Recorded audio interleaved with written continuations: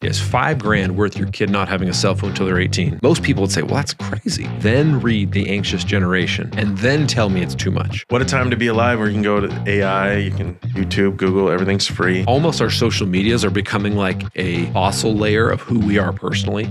Do you want to share what you're doing with your kiddos? Or $10,000 each if they don't have a phone until they're 18. Hey. And they're not going to have an option. They're not going to be able to buy it anyway. At least it'll be a carrot.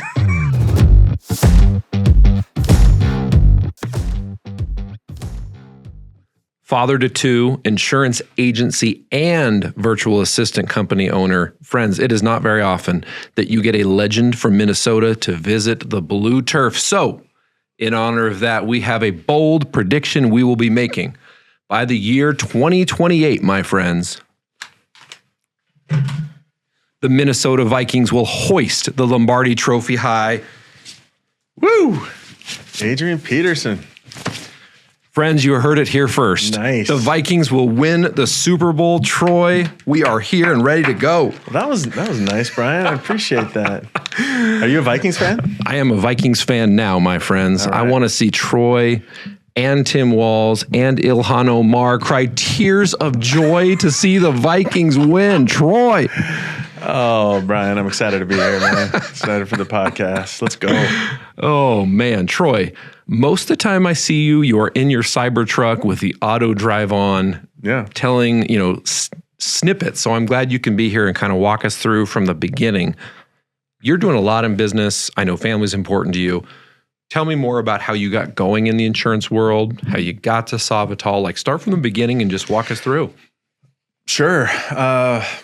I like to start in college. I sold books door to door, and I think that is a great thing to for kids, for college students to learn about business. Way more important than even college. And don't get me started on college now, because I think that was one of my posts about college being a scam, and I could talk all day about that. But I sold books for Southwestern, which was great. Then I got into some other door to door stuff, like with Comcast and Quest and things like that. And then about, 16 years ago, I started in insurance. And my dad had recently gone independent. He was a farmer's insurance agent for 25 years. And it just seemed, I was looking at it from afar and seeing, okay, I'm good at door to door. You're an independent agent and you can sell everybody auto and home insurance. Everybody is required to have it. It seemed like a no-brainer. So I started with him in the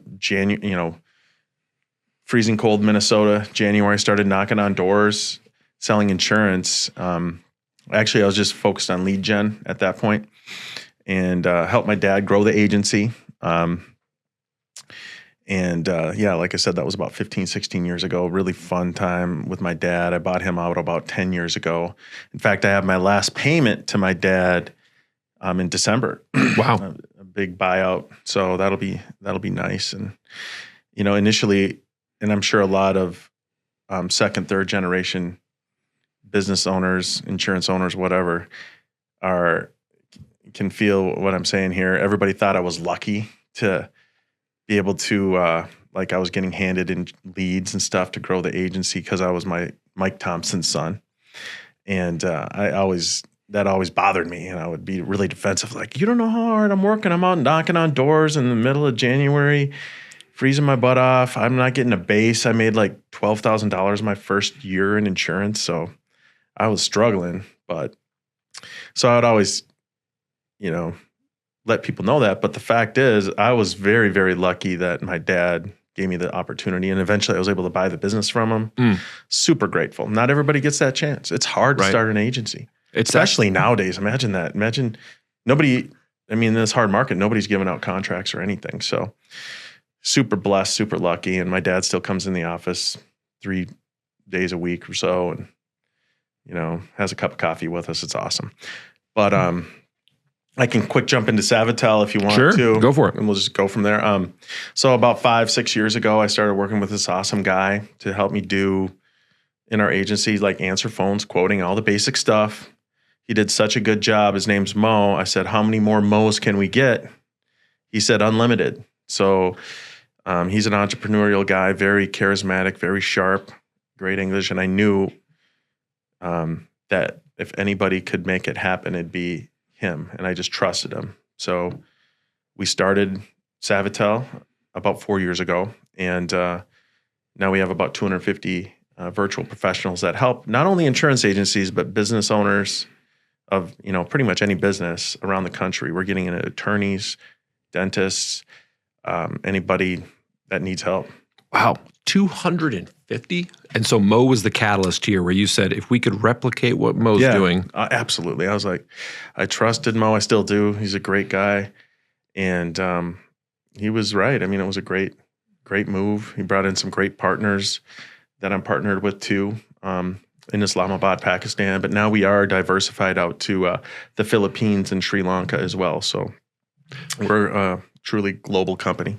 So is there a strategy behind having multiple locations in case there's civil unrest, or how do you end up expanding like that? Possibly. I mean, it is good to just have various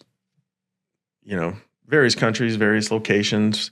Like, for example, the Philippines now, they got hit by tsunami, earthquake, all kinds of the flooding. It's just terrible. And a couple of my VAs from there still haven't, I don't know if they've worked all week, which is, we can still survive. But yeah, it is strategic to have, because it's not like America here where, usually we don't have those natural disasters. A lot of stuff happens in these third world countries. And, Islamabad isn't third world at all. I was over there about 2-3 years ago, and they've got McDonald's, they've got KFC, Subway, all the stuff, and they're very Americanized. So yeah, it's been a fun ride, Brian. So Islamabad, your VAs are coming from an area that has Western amenities. They're major cities. You're working with insurance agents. You mentioned lawyers, back end. So really, your VA company is expanding to essentially all business segments that could use someone. Mm-hmm. Gosh, that's 250 is wild. Yeah, did you ever imagine when you started with Mo that you'd get to this place, or did you have like an idea of like it'd be cool to have a couple of Mo's friends? No, we knew it would be bigger than that. And with the economy, with inflation, people talk about AI as a threat. I mean, we still are going to need people. We still need people right now. And my thing is we didn't set our business up to replace local American employees. That's the furthest thing from our thoughts. In fact, when people bring that up, I'm like, no, our goal is to complement your current employees. So maybe you don't have to hire another $60,000 a year person in your business. You can hire someone from us for $25,000 and make that other $60,000 a year person twice as effective. So now you can hire more. You can potentially make more money because we're all in business to make money, right? Or you can hire more people because you have VAs. So it's helping make current employees better rather than saying that really good employee just loses their job. Yeah, absolutely. That is, sometimes people think that's a threat. That's the furthest thing. We want to help companies grow, help make employees more effective so they're not doing the $15 an hour tasks. Well, speaking of those tasks, I know that for a lot of business owners, you and I both work with business owners in our insurance agency roles. They can't find enough people to do entry-level jobs. Geographically, our birth rate is dropping, and people have ideas that they should, they'd rather work at, one thing I always bring up is people would rather, a 25-year-old guy right now would rather work at a Dutch Brothers than he would be a roofer. So we have this huge construction crunch, but the same thing applies to, can you find a person to quote your personal lines? Well, that person is going, yes, I'll work hard to do this job, but then they move, or then they say, I want to promote into commercial lines. Mm-hmm. So then you're back to square one. Mm-hmm. So you're able to provide a little more stability, do you find, with those roles? Yeah, the currency arbitrage where they're getting paid way above average over there. We're paying way below average over here. We're still able to make a profit. But yeah, it's funny. We have people that are doctors and lawyers and dentists over there that instead of working in that industry in Pakistan would rather work as a VA for American clients over here because it's a better job. It's a better opportunity. It's crazy. So currency arbitrage. I haven't heard that term before, but I'm an insurance agent from Idaho, so I'm not a global business guy yet. So that I'm assuming this kind of means in a place like Pakistan, a job as a VA for an American company is a really good income and it's a coveted position. Yeah, you got it. Like I'll use this example. This bottle of water costs $2 at our gas stations here. In Pakistan, it'd be a quarter or something like that. So everything's cheaper over there, and that's why it works. Our dollar goes a long way over there. So I've seen you, I want to say like it was the Big Eye of Minnesota or different things where you've got your sunglasses on and you're just having fun. Where have you found, like what type of events have you and your team gone to, and where do you find that you connect with business owners the best? Just networking. I mean, online, I'm not a big vendor, where I'm paying tens of thousands of dollars to go to an insurance conference or something like that. Eventually we could do that. I just don't know. I mean, I was at the Applied Epic conference and there was probably 10 VA companies there with booths. And I'm just thinking they have 5-10 employees, the cost of that. And then you look around and there's probably 20, 30 AI companies. It's just overwhelming. And I just think online word of mouth is better than, getting in front of people at conferences. So that's what we do, meeting good people like you. Where did we meet, Brian? I was just going to say, I do remember where we met. Tampa? No. It was in Chicago at IAOA. And after like the whole conference, it was you and me. And Brad Bolt. Yep. Shout out to Brad. I just loved hanging out with you and Brad. Even though it was like an hour, it's like these guys are relatable. They're engaging. They're gracious. They ask good questions. And then the rest of the table was guys from SIAA. Yep. And I was like, I think I ended up at the SIAA table here. And so, but hearing you guys talk, and I think what really actually intrigued me is that I watched you put on your business owner cap, although I didn't realize it at the time, because you were so low key and never mentioned a VA company at all. But I watched you put on your business owner cap, and we were reflecting on the conference together and kind of like what some speakers had said that was good, maybe things we would have changed conference like structure wise. And I remember thinking like, dude, these guys are, it's this, I think we both had said, this is the kind of interaction that makes the conferences worthwhile. And speaking of that, Agent Underground. Yeah, just got done yesterday. Yep, which was that whole format, sitting at tables, collaborating with great insurance agency owners from around the country. So I'm excited for 2026, Brian. You did a great job, great people there, and it's only going to grow. Well, I have to say that guys like you, like when you said, hey, I'm going to come and visit, that to me was like this huge stamp of approval, because I was like, we have legit dudes that are showing up here. So a lot of good feedback, and it's kind of fun to start something and to start it with friends. So, and it's a lot of work. Oh my I could only imagine the amount of work you put in there. I recognize that doing all the details for an event is not what I'm made to do, but I do love connecting with the people. So that kind of powered me through. Yep. You did great, man. Seriously. Well, thank you. 2026 will be here before we know it. I'm sure things will look different. Where's it going to be? That's a great question. Might have to do it in the Twin Cities. Might have to do. I'd definitely go for that. I was going to say we might have to do a Vikings like post Super Bowl party, Agent Underground, when they win in 27. That would be amazing. At the Savital box at the new stadium. Woo. Hey, so circling back to a few things. Yeah. Did you sell like kind of encyclopedia sets for Southwestern Books? Was it like a set of 3 books or volume library? Okay, Troy, I've never do this. I am going to text someone while we're here, and I hope it works. Your wife? She bought? Definitely not my wife. I love my wife, but she doesn't do sales. Definitely more impactful. Hey, Dad, back in the day, did you sell books for Southwestern? ? All right, I'm going to hold I never have my phone out. My dad was taken from Arizona to West Virginia to sell books and hated every second of it. Oh, he just said it was horrible. He said people were really nice, but it just the grind of selling books door to door. 80 hours a week. Exactly. Did you get taken away from where you because if you're at home, you get homesick and you're like, I'm done. Yeah. So tell me about that experience.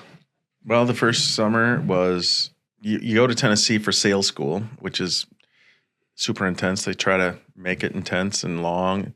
You're tired and you're practicing your pitch over and over again because they want to get you ready. And it's a week of sales school. Then you basically go to a different state. I went to Lowell, Arkansas, right next to Bentonville, home of Walmart, Tyson. Wow.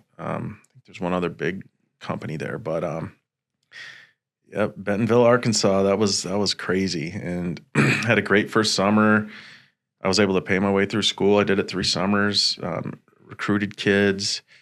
That first summer, it would be a great story if I could say I sold Jim and Lynn Walton. I knocked on their door, and they were in a very humble house, and at the time they were worth $20 billion, and wow. that house was worth $200,000. It was amazing. Wow. And they answered the door and everything. I was like, wow.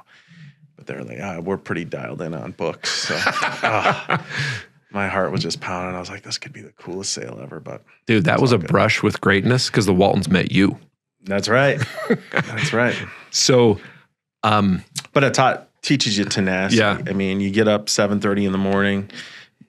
Actually, it's like 6:30, and then you'd go to breakfast, and they want you to go to some greasy spoon breakfast spot, and you go there all summer, and you get to know the people. You do these things called executive exercises, which you dance around in the parking lot just to get the blood flowing and stuff. Wow. Then you go to your turf, and you just create maps on pieces of paper, and you just try to talk to everybody and learn about testimonials and such and such bought the books, and this person, we're going over here. You really become part of the community for 2-3 months and make a lot of money too if you do it right. Yeah, because the books are somewhat expensive for what you're getting, so there's some profit margin built in, right? Oh yeah, they're like $350 at the time. Oh my gosh, we were getting people. I don't know if they even do it like this anymore, but everybody paid in advance, so we're not even giving them the books. It's like it's $350. You give us half. And then we'll bring the books back and you pay the other half at the end of the summer. So we deliver that last week of the summer to all our customers. And that's a sale too, right? No kidding. I'm going to give you $200 or whatever, and I don't get anything but a receipt. So to tie into this, so my dad was an agent, and he just moved to Idaho, lived by himself, kind of met my mom. They started their life. So right now, my dad's nearly 70. He has a coworker who's nearly 70, who's a dear family friend, who loves to remind me that my dad said 30 years ago, if I could make $50,000 a year for the rest of my life, I could take care of my family. I'd be set. Wow. So my dad makes a little more than $50,000 now. Is one of our biggest producers, president of the agency, but we never owned the agency as a family. So one of the things that I remember being a kid, I got a text here. Yes, for 2 years in Ohio and West Virginia. So he didn't hate it enough to not do it a second summer. That's impressive. I think he dragged his brother into it. Okay, good. So I can't wait to tell him about this interaction. Yeah. So the reason why I'm telling you he has a little bit more of a humble beginning is we didn't have a gob of money, but in high school, he was on commission. And when I was in high school, he started commission. He started making more. Now, here's how Southwest Books ties into it. We're having dinner. There's a knock on the door. It's 8:00 at night on Tuesday. It's dark because it's Idaho. And my dad comes dragging these 2 people or person in and has them sit down at the kitchen table. We're like, what the heck is going on right now? Mm-hmm. We have these people sitting here with these like encyclopedias, but this is like 2001 or 2000, like back when. Yeah, that's back. I think that would have been my last summer. Probably 2000 was my last summer. And okay, so I may have come home for college. So it may have been a few years later because it was right on the door of when anyone could say, yeah, but don't they have this online now? Can I buy a CD? Like it started to really crush the book sales market, like in the mid 2000s or some. So my time frame's off here. My dad's like, I don't care. We're buying these books. I mean, so we went for it. We bought the books. It was kind of this like homecoming for him. I mean, 30 years after he had sold them. That's cool that he did that. I definitely need to do that. We've housed students before. Because that's another thing. When you get to the state you're supposed to sell in, you knock on doors to find a place to live. Can you imagine that? Oh my gosh. Dude, these people are like, I don't see how they're not in trouble with like some kind of U.S. Department of Labor or something. I mean, there's a lot of haters. But it builds character, right? Yeah, and our youth needs that more than ever now, right? No kidding. I mean, Troy, let's jump down this rabbit hole. Have you read the book, The Coddling of the American Mind. No. It is, so it's written by Obama Democrats. What? So they're Obama guys, but they're going, hey, the general idea is from 2013 on, anyone at a major U.S. university was put in a state where they were so coddled that now words are violence and you can't, I mean, so I think I'm preaching to the choir here, but it was really eye-opening to see these guys say, hey, we've gone too far. And they kind of lay out all of these examples happening. When did that book come out? Recently? Gosh, it might have been 3 or 4 years ago. Okay.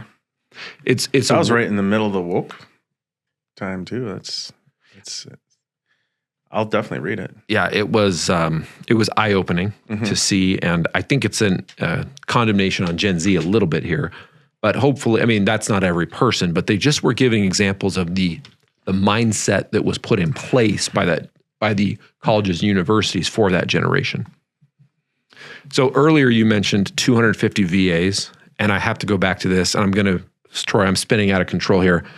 So years ago, we talked about building your company. Did you expect it to grow? And you said yes. This has always stuck with me. So I mean, this was decades ago, but Rush Limbaugh is given a $250 million contract. And the media asked him, did you ever expect from your humble beginnings of being a college dropout and being on an AM radio with nobody listening, did you ever expect to get to this point? And he says, in all humility, yes, I did. Mm-hmm. I mean, like, is he arrogant to say that? To like have a dream, to see the vision, and then to execute on the plan? No. Speak it into existence, right? It's like Conor McGregor. It's like all the greats. I mean, Elon, oh, God, it's so fun. $1 trillion contract. Did you see that? No. Yeah, he just signed up. They voted for it. So I'm sure there's some metrics, but. So tell me about the contract.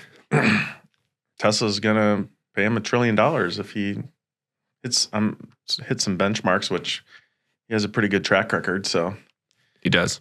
I mean, amen. But yeah, I agree. You got to believe it. Some people say you should speak it into existence and tell everybody. Some people say keep it to yourself. So I might be a little more keep it to myself. But yeah, either way, believe it in your mind, right? I was just thinking before you said that, I was going, should I launch a question to Troy on like, what are your goals long term? Any bold predictions you want to throw out there? But then I was also saying, I think Troy doesn't want to like just be like launching crazy ideas out on a podcast. That's not his style necessarily. He's a little more, I have a plan, but I'm going to hold tight to it and not say anything publicly. So I don't know if I'm reading that right, but I actually was mentally thinking that through as we were talking like, should I throw out a question? I don't know. I mean, nice round numbers. We want to have 1,000 VAs. Wow. And like with my agency, $100 million agency, insurance agency. So got to multiply that, both of them by a few here. But yeah, I don't have a time frame on it. Okay. The difference between goals and dreams are time frames, right? Okay. So we actually do. We did do, I see you have traction there. And with my insurance agency, we did set some big, hairy, audacious goals. And I think it was 5 years to get to 50 mil. So we're over a third of the way there right now. Any other books that are inspiring you? You want to throw out some book suggestions for us? Doesn't have to be business necessarily. I love Traction. I mean, that's a good book. It's not inspiring, but we have done the EOS and met with coaches, and we still have our weekly meetings and move the ball forward. Everybody has a goal. Everybody has a rock. Everybody has the to-dos on a weekly basis.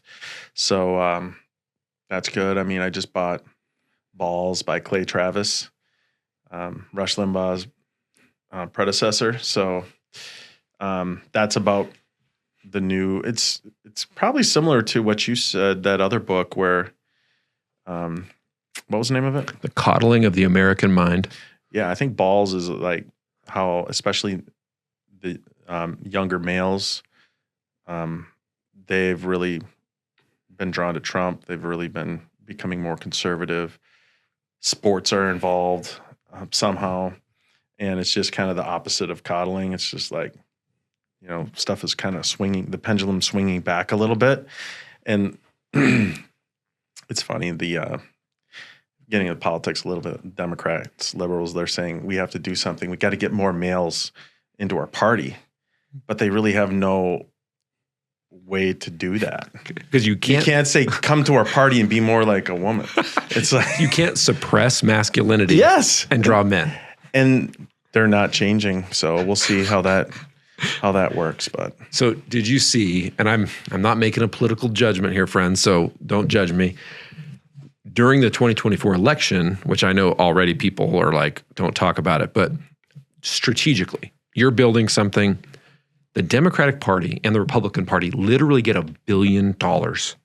Is there any more high stakes game than getting $1 billion of donations and trying to use them well? They had, was it Tim Walz and AOC playing Madden? Do you remember this? Oh, I watched it. Yep. I was like, if you're a 21-year-old guy like the young man that was just in here to start a business, are you like, oh sweet, let me watch AOC be Patrick Mahomes? Like, it's like Chuck Schumer grilling burgers on the grill, the raw with cheese on them, and they're raw burgers. And what did that was a mean pick six or something? Like they were saying stuff as they were playing Madden that like you don't know what you're saying. Somebody like put something in front of you. They didn't know what they were doing. It's phony. It's fake. So, man, I would say that I love the strategy of everything political, because if you know, I'm a presidential history dork. So if you know what's going on in a president's term, you know what's going on in the country and a lot of times the world. So like Trump wins in 2016, there's kind of this like populist revolt. Bill Clinton wins in 1992. People are looking for a third way, like all these different things you can look segmented. So here's a theory. Let me test this out on you. So tragically, we both know, I mean, Charlie Kirk was assassinated months ago, right? So I have a theory that he has a father and a grandfather ideologically within the country. So here's my idea. His father ideologically would have been Rush Limbaugh. Like when Limbaugh passed away, the Ben Shapiros and everybody said, had Rush not done his show, we wouldn't have our show. Yep. Which is a huge accolade. All these guys are saying, dude, Limbaugh's like the father of modern like talk radio. Yep. Yeah. I think a lesser known guy who deserves more credit is the grandfather of Charlie Kirk. So during World War II, all these guys go fight in the war and they come back. So one of the dudes goes to the war, fights, comes back, goes to Yale for 4 years. Now this is wild, but Yale is theoretically, and at the time, it was America's most well-known Christian college. Now, I'm using kind of air quotes because that wasn't really what they were doing. So this dude's name is William F. Buckley Jr. Then once he leaves Yale, he's 24 because he served 2 years in World War II. He writes a book called God and Man at Yale, saying, Yale, if you say you're a Christian college, you shouldn't be what he called collectivist, which is kind of like a Marxist. You shouldn't be collectivist and you shouldn't be anti-God if you're a Christian college. And he laid out all these reasons in his book. But Buckley's an intellectual. And so the mass populace who listened to Rush Limbaugh, they wouldn't listen to Buckley. But then Buckley starts the National Review. And this is how he connects to us or to Rush or whoever in this generation. One of the acolytes who left the Democratic Party and started reading his book, his periodical magazine, The New Republic, was a California actor and then governor named Ronald Reagan. So they became homeboys. So a lot of who Reagan is because of who William F. Buckley is. So William F. Buckley was this intellectual right-winger, whereas then Rush Limbaugh became the populist voice. And then he kind of passed that torch on TikTok and social media to Charlie Kirk. Because I've found that if you weren't on social media, you kind of don't know who Charlie Kirk is. Like people that I know that are 75, they're like, who's this guy? Well, now they see him on Fox News, but before they weren't seeing all of his like clips. So a tragedy, but I think we have a history of people who step up in that way, but will have their own dynamic in the future. So that's kind of one of the ideas I've been kicking around in my head. That's powerful. I know I'm a wild man. Troy, we're getting a long way from VAs and insurance here, my friend. It's all good. So, I love Charlie Kirk. I was watching Fox News this morning and his wife Jesse Waters was like, are you nervous about like being assassinated? She's like, why would I be nervous? I'll be in heaven with my husband. Dang. It's like, that's going to be tough to stop. Dang. She's an animal. She's a strong person. And I think as much as it isn't common to think this way, this is actually a calm period for our country in some respects. Think about the 60s. You had JFK get shot. Then RFK and Martin Luther King all get shot. So not only you have political violence, but you have race-related violence. So one of the reasons people told Ted Kennedy, who wasn't a great politician, they told him, don't run for president, because literally all of your brothers that ran got killed. So like, you shouldn't run. Now he tried to, he just couldn't, he didn't have the gusto that they did. But Charlie Kirk getting assassinated was a tragedy, but I don't think it's part of a pattern. I hope. I don't know. Trump was this close. Oh, dude, that's so true. That's a good point. Imagine if that happened. Oh my gosh. I mean, we just can't have that on either side of the aisle. No. I don't care who's a Democrat, who's Republican, whatever. Elon Musk shouldn't get shot. AOC should. Nobody should, right? No. So what's it like being a public facing person like yourself, where you are speaking into I think college is a scam. You are like at least on the edges of political conversations, and yet you're such a public face with all the content you're putting out. That's a good question. I think far too many people are afraid to say how they really feel because they're afraid they're going to offend people or lose customers or something like that. But I actually think the opposite. I think you want clients that are somewhat similar to you. I mean, we have plenty of liberal clients at Pinnacle, and I don't try to offend them or anything. But I think if you're willing to say how you feel about politics or be a little more conservative, you're going to get that many more people. And you might lose a few people, but I think so many people appreciate that you have the courage to say something instead of nothing. And yeah, that's my view on that. Like, there's nothing wrong, and you're the same way, Brian. You're not afraid to say, who you are and what you stand for and what your morals are, what your principles are. Well, I'm thankful you and I are meeting when I'm 42 and not when I was 27. I was just a debacle on social media, Troy. I got to go back, and I'm the type of person that if I ran for an office, they'd be like, oh my gosh, look what this guy said in 2009 or whatever. Yeah. But no, I think. Thank God I didn't have social media when I was going through college and stuff like that. Oof. No kidding. So lucky. Well, I mean, if you think about almost our social medias are becoming like a fossil layer of who we are personally. You can see what was important at a certain time. Then it. Yeah, you can kind of memorialize stuff. You take pictures because now I'll be able to look back and see that someday, which is pretty neat. Yeah. But at the same point, that's ruining people. You know what I mean? It's like everybody's comparing themselves. Everybody's addicted to their phones. I mean, we have a goal of how old are your kids, Brian? 10 and 13. Yeah. Our kids are basically the same age. Mine are 12 and 13. Do they have phones? In fact, I told them, I said, Dad has a friend in insurance who's given his kids a bonus if they don't have a phone till they're 18. So you know what they said? Well, how much is he giving them? I said, I'm not going to tell you. Yep. Do you want to share what you're doing with your kiddos, or is it private? I mean, $10,000 each if they don't have a phone till they're 18. Dang. And they're not going to have an option. They're not going to be able to buy it anyway. At least it'll be a carrot. At least it'll be a carrot for them. And I think people think that's expensive, but is it expensive if their brains don't get depressed? They don't have the anxiety going through this precious time of their life as they're growing into adulthood. They might have some peer pressure too. So I tell them it's going to be hard. We'll give them, they have their Apple Watches. I'd even give them like a flip phone if they need to call people like after practice, before practice, whatever, stuff like that. But we're 12 and 13, so 5-6 years each. And that's crazy that's coming up 5-6 years each. Unbelievable. It's not going to be long till your son's going to be out there selling books for Southwestern. Yeah. Or Southwest Books or whatever. I've told my Southwestern. I would like them both to do that. But going back to college is a scam too. It's like, I'd like to teach them how to sell door-to-door stuff. They already know how to sell things door-to-door and start a business instead of go to college. What a time to be alive where you can go to AI, you can YouTube, Google, everything's free. As long as you have a work ethic and grind and pay attention, like in high school, how to communicate effectively and be confident. I mean, even employers aren't looking at a college degree like they used to. Right. It's irrelevant. Right. Well, especially, I mean, you've got that Elon Musk mindset of like, there's no obstacle, there's no barrier. So, but I would challenge any parent to say, is $5,000 worth your kid not having a cell phone until they're 18 and restricting their access to iPads and whatever? Most people would say, well, that's crazy.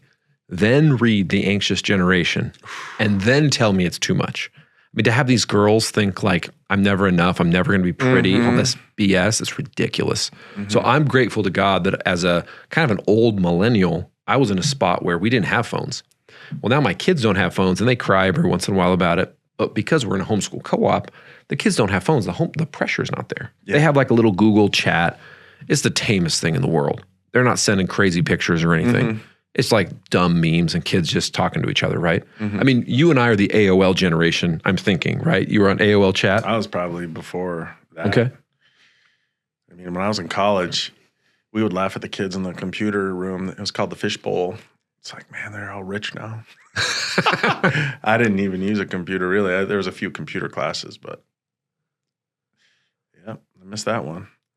Yeah, I think I was going to college right when people could get a laptop and carry it around, which was like the coolest thing. Yeah. Well, now everyone has a phone, but I would say the Anxious Generation was a game changer, but I'm thankful to God my wife was really hardcore about it even beforehand. She saw the danger of iPads and phones, and I see them to this day, even with adults. I'm like, number one thing you got to do is turn off your notifications. You shouldn't know every time you get a text or a Facebook notification. Then you should consider getting rid of Facebook and LinkedIn and maybe getting a dumb phone.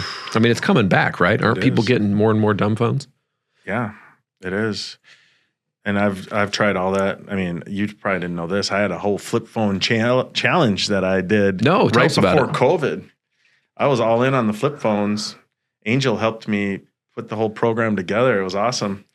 And it was like a 30-day challenge going back to a flip phone. Wow. I still think that would probably work again today. I mean, then COVID happened and I was like, I need to get back on my phone. And now there's multi-factor communication to do anything, and they hook you on it so many different ways. But like one thing I'm doing now is there's this little phone safe that they have out there. You can buy it on Amazon for like, I don't know, $30, and just put the phone in, set the timer when you get home, and then it's locked in there for 3 hours, 12 hours, however long you want that phone to be in there, so you cannot. Because I don't even think it's the notifications. It's the constant, I need it in my hand. Right.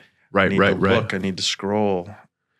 Is there anything that I'm learning from this, or I'm just wasting time and not being with my family? It's like a reflex. I mean, guys like you and I, to go home at whatever time and then for 3 hours to not check your phone, that's a struggle. It feels good. It feels great. But then mentally, I'm still connected to the phone. Like even as we sit here right now, I'm thinking, gosh, I hope I didn't have my notifications not turned off correctly and I get like some kind of call and it blows up our conversation. I wish it wasn't in my brain, that I could kind of just disassociate from it. Yeah. I forgot what the name of it is, but the random, they design it so it's not predictable, like how many people will look at a post or like it. So it just you're consistently looking for that validation. It's like that red notification. Yes. Like somebody commented, who is that? And they don't do it in a linear way. It's all random. It's done in a way to get you more and more addicted. It's like they set a pattern and then they adjust the pattern. So you're like, wait a second, shouldn't this work? Why didn't anybody like this post? Yeah, it's horrible. It's horrible, like how much you want people to like crap on social media. It doesn't matter if some random guy I haven't seen in 30 years is like, oh, nice post or whatever. Yep. And if the product's free, you're the product. Good word. So speaking of things that aren't products, they're just like challenges. Can we call this the Troy Thompson challenge? Giving your kid a big check if they don't get a smartphone by the time they're 18. I think that's an awesome idea, and more people should do it. Yeah, the kids are looking forward to it, and I think it'd be money well spent. And we'll see how it goes. I mean, we're not there yet. Maybe it'll be so much peer pressure that we have to give in a couple, 2-3 years when they're 15, 16. But we're getting there. So But they do have a flip phone. They can make a call. We have a flip phone in the drawer. They don't even use that. They have their Apple Watches. They barely. I mean, Tatum uses that. Ty is like, he loses his. He doesn't. Sometimes he tries to text his buddies, but it's pretty random. So we give him the tech, the ability. I mean, there's a power to a phone call. Everybody wants to text. And this is great. I was talking to Caleb at the conference. These youth, they have to learn how to cold call, and nobody knows how to do that anymore because nobody even uses their phone to talk on the phone. Snap. It's a handheld computer, but if you can teach people to pick the phone up and call, that's a superpower these days. No kidding. That's actually a really good insight because back in the day, you had to not only call your friend's house, then you had to navigate like his parents, like, is Bob there? Or your girlfriend, and talk to the dad. It's like, now it's all bypassed. And you see the kids that are on their phones, and they're already becoming more and more zombie-like, more and more like you can tell they're a little bit off or distant. Some of them that have phones, it's like, I'm not going to judge, but I can at least hopefully try to do it different with my kids. Yeah. The reality is that all of us have to make value judgments based on what we think is best in life. Mm-hmm. And if a kid's on their phone 24/7, you and I are the type of people that would say, is that parent going to look back and say, I wish, or would that kid at 35 look back and go, I wish someone had had the courage to tell me, hey, instead of using your phone 10 hours a day, take a few hour blocks here and there and lock it up. You're going to feel so anxious. You're going to break out into sweat or whatever. It'll be so good for your mental health. Like if the anxious generation's any indication, these kids, their lives are kind of falling apart. So you probably see that. I mean, hiring. Read that book. Mm-hmm. Have you read it yet? No. Oh my gosh. The main thing it focuses on is FOMO and image consciousness for girls. Now, boys are affected as well, but less. And that's why you see in a social media age, boys gravitating toward the masculine stuff because there's a lack of it in our culture, especially with lack of fatherhood. And so boys are like, dude, how can I be a man? Mm-hmm. Well, if I go and see someone going like, I can be a man and wear a dress, you're like, you know what? I'm not sure that's what I'm looking for. Some people might be. I'm getting out of control here. But they're going, hey, I see an MMA fighter and I want to be tough. What does toughness look like? They don't know, So, sorry. You know what? This content's getting a little crazy. All right, let's change gears here a pinch. Yeah. You've got a book you just said. What other books have you read or are you looking forward to reading that you'd recommend? Brian, I gave you two. I gave you balls. Okay, I'll hit you with one. Traction. Here's my problem. I buy probably 3 to 5 books a week that I hear of. Anybody ever recommends a book, I'm on Amazon buying it. Okay. I'm addicted to buying books, and I read not as much as I should. I'm listening to podcasts all the time. Shoot. What podcast do you like then? Hit me with some podcasts. Vikings type podcasts. I mean, that's one of my getaways. A lot of motivational type YouTube videos more than anything. David Goggins, those short clips, and that helps get me locked in. Ruthless podcast. You ever listen to those guys? No. It's kind of like a bunch of conservative dudes talking about. I have heard. They're a little more technical sometimes. No. Different guys? Okay. They're cool dudes. Okay. They had JD Vance on at before the election and stuff. And they took him fishing, but yeah, that's probably the number one I listen to is Ruthless. Okay. Well, I think, here's what I'm seeing as I talk to people. Because I'm getting to talk to folks like yourself who are clearly doing well in life and are pushing themselves to excel. Mm-hmm. Like you don't wake up in the morning thinking, I just want to go and watch movies all day and just take life off. You're like, man, I want to have 1,000 VAs and $100 million agency. I'm finding that you can do a lot of audiobooks or a lot of reading or a lot of podcasting or a mix, but you can't do all of them all the time. And so some folks I know will say, I read 75 books a year, but I audiobook them. Mm-hmm. But then your podcasting drops like a rock. or I do podcasts all day, but then your audiobooks drop. So it sounds like you're a little more on the podcasting side. Yeah, I mean, I do the audiobooks too. Okay. I mean, a lot of times if I buy a book too, I'm so addicted to my phone that I'll turn the podcast. Sometimes I find myself trying to do two things simultaneously, which is impossible. You cannot read a book and listen to something else. But it does help when I really want to get focused on a book. I will oftentimes buy the Audible, put it on 2 times because we read so much faster. And I'm just following along with the book and the audio on Audible. Wish I had my phone. I could pull out some of the recent ones. A lot of World War II stuff too. I am a World War II junkie, just probably like you are. Presidential history. I listen anything.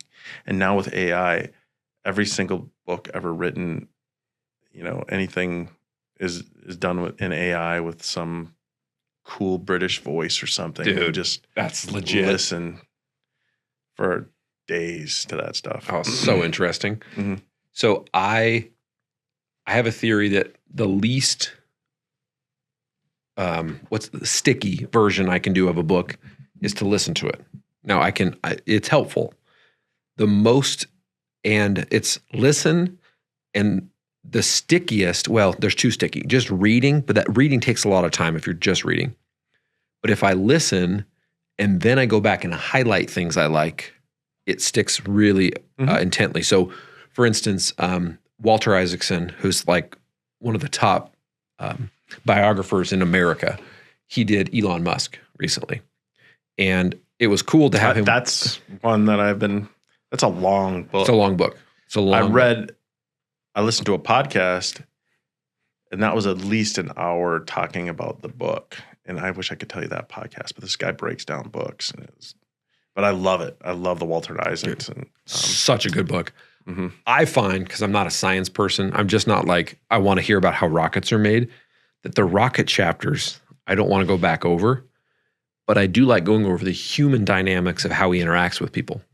So it also makes you realize that like having parents, treating your kids well, that impacts who that person will be as an adult. Because Musk says, I know emotionally I have harm in my past. Because his dad wasn't a good dad. Such a bad dude. And he said, but it's buried under layers of concrete. So he's essentially saying, I'm not going to go back there. And toughen him up. But I mean, when he took over Twitter, like reading through those chapters were like just pure gold, because they'd only happened like a couple years before. And so it was a lot of fun to like not only listen, but go back and highlight, kind of what the best of that. Came in with the kitchen sink, fired 80% of the people. Who walks in with a kitchen sink and says, let that sink in? I mean, and he's laughing to himself. He's his own meme. He's like, this is a good meme. Oh my gosh. He's got Asperger's and hasn't let that slow him down, right? It's his superpower, which is, something anybody that has like a disability should realize. It's like ADD, Asperger's, that kind of stuff. I mean, that can be used to your advantage. Yeah. It's like Gates, right? I mean, he's in the same boat where people would literally cry in front of him and he would have like no emotional reaction. And that does not make you an empathetic person, but it does make you a person that can push through certain barriers. Not saying that's a good thing or not. Hey, didn't Gates come out and say he was second guessing the whole like global climate stuff? Yeah, I think so. I didn't see a whole lot of details on it, but you'd think that would be, I mean, in theory, all the people that have been trumpeting everything he said should take a moment and say, this dude doesn't go into things lightly. Maybe he's onto something here. I'm with you. I mean, he was also big into the COVID vaccine and all that stuff. And, that was all a bunch of BS. So, dude, he went all in on that. I mean, I'm like, it's interesting how he teamed up. So like I was part of our local Rotary for a long time. And Rotary has been doing the polio vaccination all across the globe. And so Rotary was able to go to dozens of countries, but then the problem is it's hard with these people with different biological reactions due to having like no medicine in their system, like literally in the history of their people. And then there are reactions on the other side. So I think there's good, but there's also like questions that are left. So I'm thankful for the work they've done, but at the same time, there's kind of, I don't know, it's a long tail of how people can look back on it. Absolutely. And the thing you have to realize is just because someone's an expert or trusts the science, now nobody's getting, vaccines are at an all-time low because they told us it worked. They made us do it. I didn't do it, but most people did it, and it was all lies. And now nobody wants to even talk about that. And the problem is now people are second guessing everything. Yeah. Even if it's good. What if another COVID comes out that is super deadly? And then you're like, bro, you lied to me the last time. So as much as I know he was doing what he had to do in theory, Dr. Fauci said, if you get the vaccine, you won't catch COVID. Well, then it's staggering to me how people still did get COVID. And then they started saying, but it would have been worse if I didn't. I'm like, time out. No. Fauci said, like, hand to the Bible, and like, you won't get it if you get the vaccine. I wish they would have said, hey, we're doing our best. Honestly, we don't know what the heck's going on right now. Like, because what you just touched on, anytime you erode the truth and you're not honest about a vaccine, people can't trust you the next time around. Exactly. And it crushes that credibility. Yeah. And nobody's apologized. Everybody wants to sweep it under the rug. Like, hey, this, let's just talk about something else. It's like, really? People are dropping dead now. I don't know if there's a direct correlation to that, but very healthy people. It's kind of scary. You sound like an Idaho guy, my man. You're welcome in the gem state. So I will say that I've watched major magazines that try to be kind of the leader in thought. So take The Atlantic. They did an article a couple of years ago that said, let's all forgive each other for who we are during COVID. I'm like, time out. You wanted to ruin someone's life over this. You did ruin people's lives. You did ruin people's lives. How many people had to go out of business and have Amazon take over everything they did just so you could feel better about yourself? Yeah, Target and Walmart stay open, but all the shops, the small shops have to close down. Yeah, all that stuff. I am military people fired for not taking it. Didn't Trump give them their stuff and get back in? Dude, I hope so. But yeah, that was years. It's like, yeah, I'm sure there's some people that never came back from that. I don't know. Totally. I mean, how many people, whenever someone says, well, here's what the science or this or that, and I don't go into like researching it all. I sit back and say, I'm part of the people in the cheap seats. I'm not going to do a bunch of research because I think even the people who are researching it have different opinions. But the thing that got me at an emotional level is people literally died alone in the hospital to keep up the facade that we wouldn't even execute like in the airplane, right? Like, oh, you can't be near them. Well, dude, you're totally letting people sit by each other on a plane, right? Like they're wearing a mask, but they're literally right next to each other. And so that's the kind of thing where I'm like, how do you come back? You can go to a restaurant, you can eat food without your mask on, obviously. But when you stand up to go to the bathroom, you put your mask back on. Right. My kids, so because we're homeschooled, my kids went to a co-op, but I don't think, my kids largely missed COVID. In many ways, I think they missed it not being in a public school. I think it will take at least 20 years to see the full and for people to be slightly honest about it. Like, think about this. We're finally like really honest about Vietnam. And we're starting to have like certain like honesty levels about like Iraq, for instance. Yep. I mean, WMDs. I mean, my neighbor died in Iraq. So I'm like super passionate about being like, whoa, like don't trample his name. Right. But I think it'll take time, but so many people were so invested in COVID that it's hard to be cognitively honest about. I think it at least takes a few decades. They don't want to take the L and say we were wrong, we're sorry. They want to say, let's just forget about it. Your grandma, your dad died alone in the hospital. Let's just forget about it because nobody knew. No, you told us you knew. You told us you knew the science, and science was you can't be there. And follow the science, Yeah. But the science changes. No, it doesn't. Science should be black and white. It's not. Because that's the way they told us. The science is you have to stay 6 feet from each other. That was all made up. The science says masks, any kind of mask will work. That was a complete lie. So you lied. Right. Well, I just read a book called Thinking in Bets, and it said if you think like a poker player, you can say, instead of saying like, I just bought this tablet to write on, it's the greatest thing in the world, I'm 100% in. I could say, you know what, I'm 50% sure it'll work, but I might buy another one in a year. I don't know. But we want to be certain. And so I wish we would have said during COVID, we think this is the best way, but honestly, in 90 days, we should revisit it. We shouldn't say you can't get together in church, but you can meet for a social justice rally. Like, it's clearly very biased there. And so it eroded the credibility. I know there's opinions on both sides, but I just wish there was more of an opportunity for people to go, we're not really sure. Honestly, we're kind of winging it. Like, the CDC is just winging this crap right now. They don't know what's going on. Or the fact that they lied and said it wasn't from China. I mean, they've admitted that finally. Oh, it probably is from China.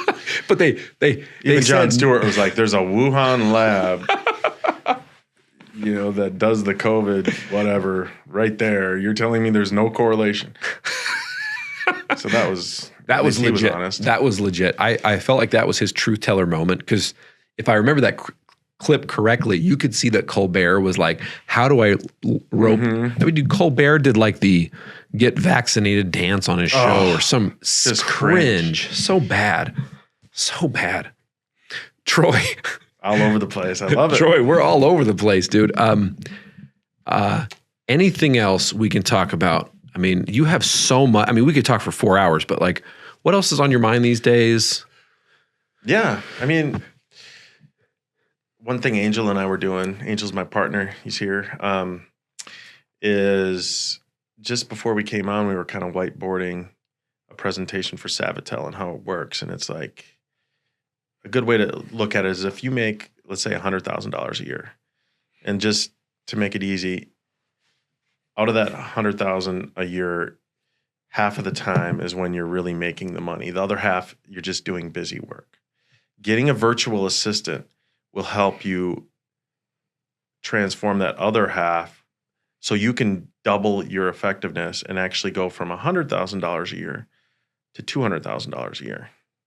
All right, that's what we want. It's just simplifying the whole process. If you don't have to do the $15 an hour tasks, now you can do the $100 an hour tasks all day long and have the other person, a virtual professional, do your $15 an hour tasks. So now you're making an extra $100,000 and the cost is $25,000 a year. So that's a $75,000 net gain. I think anybody would take that. Obviously, the numbers change for every industry, but it's just a way to look at it. It's not like this person's full-time. I don't know if I can give them 8 hours a day of work. You want to give them, if they even save you 2 hours a day, that equals tens of thousands of dollars net growth at the end of the year that you'll be able to put in your pocket by just saving a couple hours a day of that stuff. Because you can sell another client. You can get another referral partner. You can do the stuff that really matters. Like with AI, it matters now more than ever that you get in front of people, just like we did at this conference. Right? Get in front of people, shake hands, get to work on relationships. And that's what a VA can help you do, is get out there and do those really important things that are really the only thing we have now is relationships, our gut instinct, our talking to people on the phone, our empathy. That's something AI can never take from us. So we just got to lean into that. And a way to do that is by getting a virtual assistant as like an executive assistant, somebody to help with your business, just so not only you, but your employees can focus more on those revenue generating tasks, those personal connections with clients. So the revenue generating tasks, let's take your example of a person making $100,000. Yeah. They're saying, I have to make calls on the phone to clients. It's like my skill, but then I get caught up with the admin tasks on the back end. Yeah. Like, what do you typically see? I know it's totally generalized. How much is the back end stuff they're getting caught up, and then you take that off their plate? What do you typically see of a person's, let's say, 40-hour work week that they're spending on those tasks they don't need to do, and then you're able to help them by bringing on the virtual assistant to take care of it? That's, some people may half their day. Some people work on the meaningless tasks 90% of their day. They may do 1 hour of talking to their clients or talking to a referral. They hide behind those tasks. So yeah, it might be a little uncomfortable when now you have all this free time and you have to make phone calls to your customers. But if you can't do that, why are you in business? Or you have to you're going to call your referral partners, or you can spend more time with your family. So now they're maybe you only work 20 hours a week now. And the rest of the whole week, you're able to spend time at your house with your wife and kids and enjoy your life. I mean, that's the goal. Or you can just double up on all those tasks that bring you in money, make more money for your family. There's a bunch of different ways to do it, but it's whatever is most important to you. Okay, so it looks different for everybody. Yeah, absolutely. So here's a question I've always wondered about. Let's pretend I have a VA that works for me, and I've heard that people say like VAs can help take care of emails, or something like that. If I was using a VA to help with emails, do they respond as the VA? Do they respond as me? Do they just go through and delete email? Like, how does that work? They do both, and I have a great executive assistant, Diane. She's right on the front of our website, savatil.us, and she does both. She'll send emails on my behalf, and it's her email signature is Diane, Troy Thompson's executive assistant. Or as she gets better, she can respond as me for some certain things and then just forward it on. It takes time. You got to train them. We use a system. It's Todoist is what it's called. It's pretty neat. It's right on my phone. So as I'm driving down the road, I just hit a button. I'm like, do this. I'm always just giving her tasks. And we just have a running task list of things. And it has my emails. It has just things that pop in your head during the day.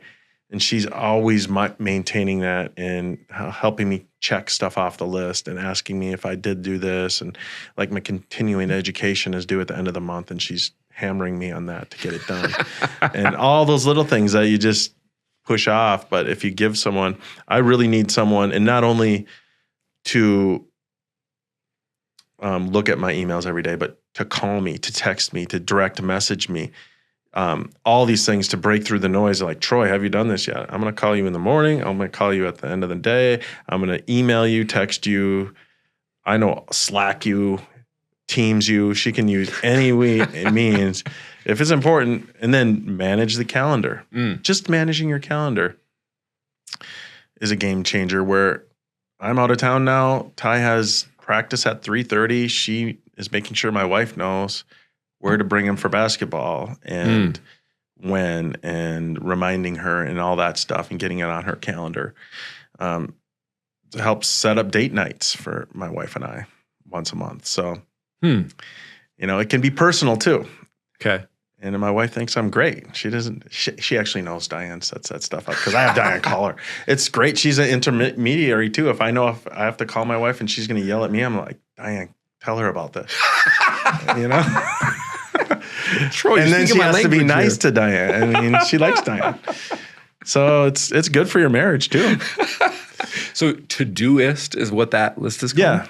Yeah. Okay. It's just like an app that you can have on your phone. You can have it on your computer, and it's just kind of a central hub of emails and different things I need to check off the list. And wow. I mean, you are so much farther along than I am in this. I'm doing all this stuff myself like a total moron. I need to copy what you're doing. I mean, the VA stuff is awesome. You're able to change businesses.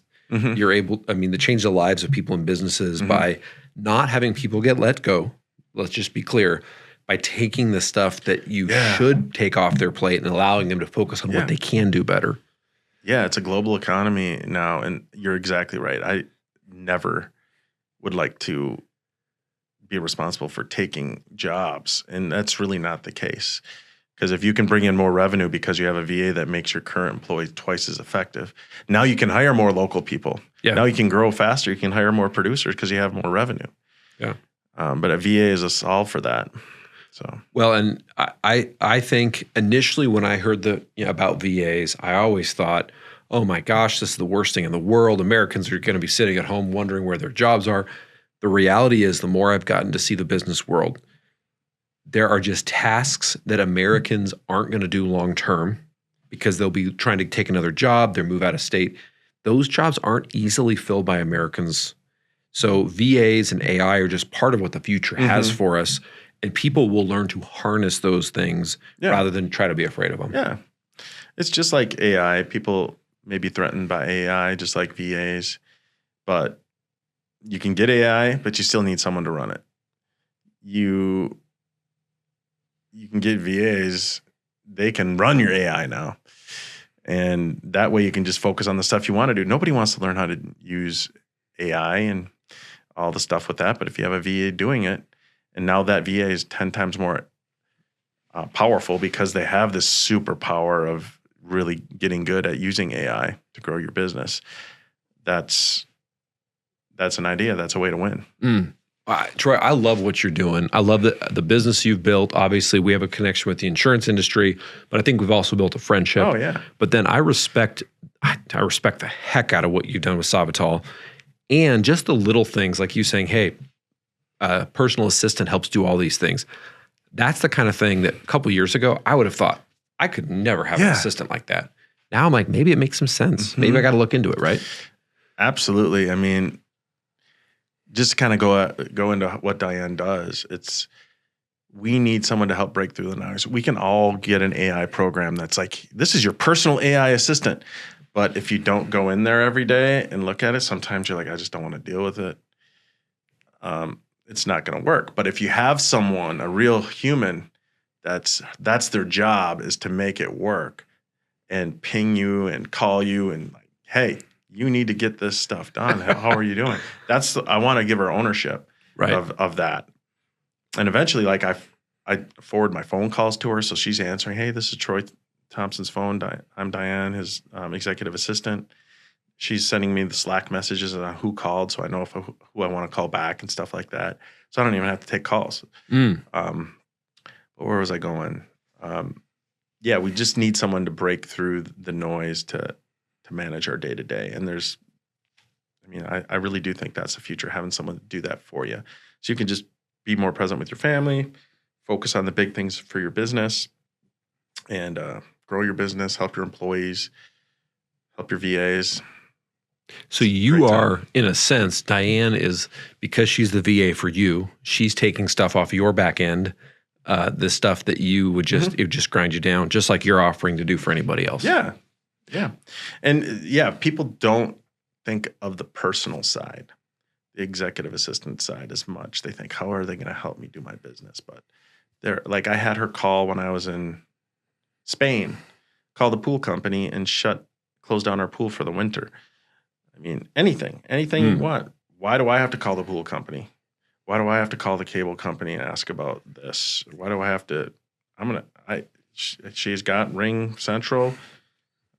She speaks great English. She's very polite, way more polite than me, and she solves problems for me. So I don't have to waste my time on it. So as we kind of get ready to land the plane here a little bit, if someone's listening and they're going, I got to make a change, I got to look into this, how can they contact Savital? What's the best way? Savital.us. Just put Savital in the browser and you'll find our website. We're the only Savital company out there, Savvital. You can set up a meeting. My cell phone is 612-408-9000. You might very well be talking to Diane when you call if it's during business hours. So that would be a good way to see what you can have for your own executive assistant. So they get a trial on what executive assistants look like, just boom, by calling your phone. Like, would that work for me? Some people's phones ring off the hook. Think of all the business owners out there that are so busy they never answer their phone. How much business they lose because it goes to voicemail. Imagine if a real human took it, said, let me have him call you right back. No, it's incredible. So there's so much you can do with that. And I do want to do a podcast in the future. We're going to do one in a few years from now. We're going to track the premium and the VA count. Hold me accountable. So as we land the plane, I'll close with this. Friends, Troy Thompson is a dynamic business owner, and he just laid out his cell phone, website. Do not send him your inquiries about Savital, but do not send him your Viking male cheerleader memes. Do not do it, my friend. Troy, good to see you, buddy. Take care. All right, brother. Appreciate you, Brian.